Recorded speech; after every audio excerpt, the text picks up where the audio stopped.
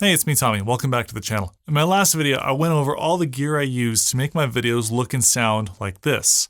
In this video, I'm going to go over all the different settings that I use on all the different pieces of equipment and what I do before and after I hit record. So let's just jump right into it. Step 1, know your content, know your subject. So some people do this by preparing a script and they do lots of research on whatever they're going to talk about. Other people, they just somehow turn the camera on and they can just talk for hours about a particular subject. Me, I generally like to take little notes to remind myself or keep myself on task so I don't spend so much time editing and cutting out all my ums and ahs and looking things up on my phone. In this case, I actually have my topics written over on my whiteboard over here.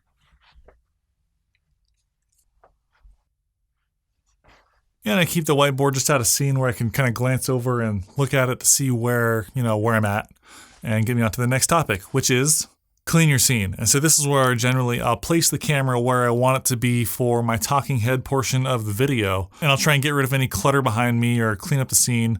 A lot of people sit down in the videos. I like to stand up because then I don't actually have to get all the clutter off my desks. Because, doing a lot of tech reviews, I have a lot of crap just laying around. So I turn my bright light on back there so I can show you what's happening over here. I have the light dome on and that's what it looks like from the view back here. So after my camera is placed and I have my scene kind of cleaned out, I'll figure out my lighting situation.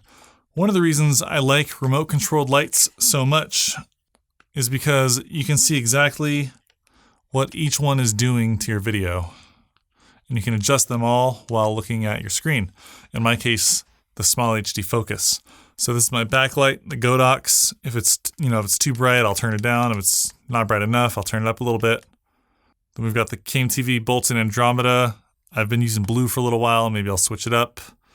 Maybe we'll go with some red, maybe a little bit of gold. And for my key light, using the histogram on the small HD focus, I'll be able to see exactly, how well exposed my face is, which is the subject. Because the auto metering on cameras generally tries to do the whole scene or does spot metering, you got to use the histogram if you really want to get perfect exposure every time. I'm going to go back to blue. And I will use the Lupo Super Panel Full Color 30. I'll just kind of eyeball it while I'm over there adjusting it. It's not remote controlled. Pick a color from over here. There we go. So after my lighting is sorted out, I'll prep the sound. What I mean by that is I'll just make sure that my microphone up there is in the proper place, just pointed right at my chin in the frame. And then I will check the levels by talking into it and then making sure that I'm not peaking. And I'll do the same thing with the Zoom H6 recorder to make sure that my levels are proper. And once I have my lights set up and I have the levels all set up on audio, I will hit record on all the cameras that I'm going to be using, and I'll hit record on my sound recorder, and then I'll start talking. And at that point, I'll start referencing the notes that I prepared on the first step. It's also worth noting that I record everything around between f1.2 and f1.8. Shutter speed 1/50 or 1/50th of a second, close to the 180-degree shutter angle that everyone talks about.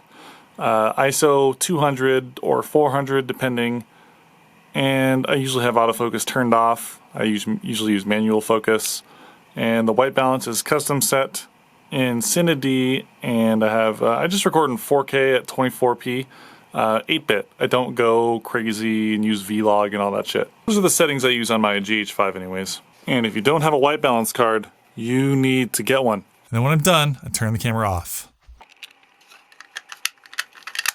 Put the lens caps back on, turn all my lights off.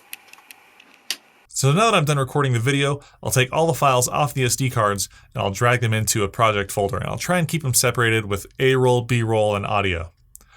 Immediately when I bring the audio in, I'll start processing it.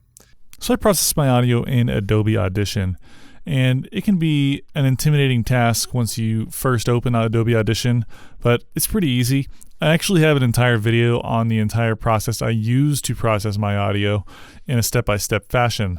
But here I've actually prepared a macro which does all the things that I normally do automatically with just a click of a button. And I've since modified my process a little bit to, after the noise reduction, I just do match loudness rather than another step of normalization and hardness limiting.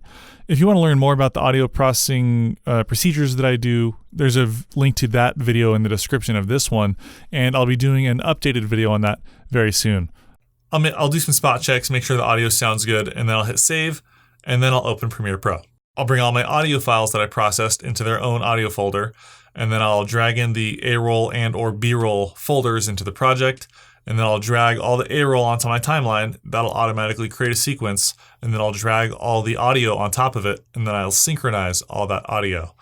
Adobe Premiere Pro has a really easy way to synchronize your audio. You just right click and hit synchronize. And so it just takes a couple seconds. Then I'll cut off the beginning and the ends of each clip that I have. And then I'll just start kind of watching through the video and cutting out anything that I don't like. Once that's done, I'll layer on any B-roll that I have, and then I'll bring it into color correction. And then all I do for color correction is I just drop a single LUT that I've prepared myself onto an adjustment layer, and then it's color corrected. It looks the way that I like my videos to look. Now, sometimes I'll adjust it, I'll make it a little bit warmer, a little bit cooler, or maybe if I'm not filming in my studio, then I'll correct it differently. But most of the time, it's just a one-step process, and you can easily create your own LUTs. I have a video on how to do that, and I'll link to it somewhere, or I'll have a card, or I'll have a link to how to create your own LUTs in the description of this video. And then I'll try and find music that I think suits the video that I did well enough. I'll just drop that music in there, and then if there's a beat in the beginning or something, then I'll try and cut some B-roll around it.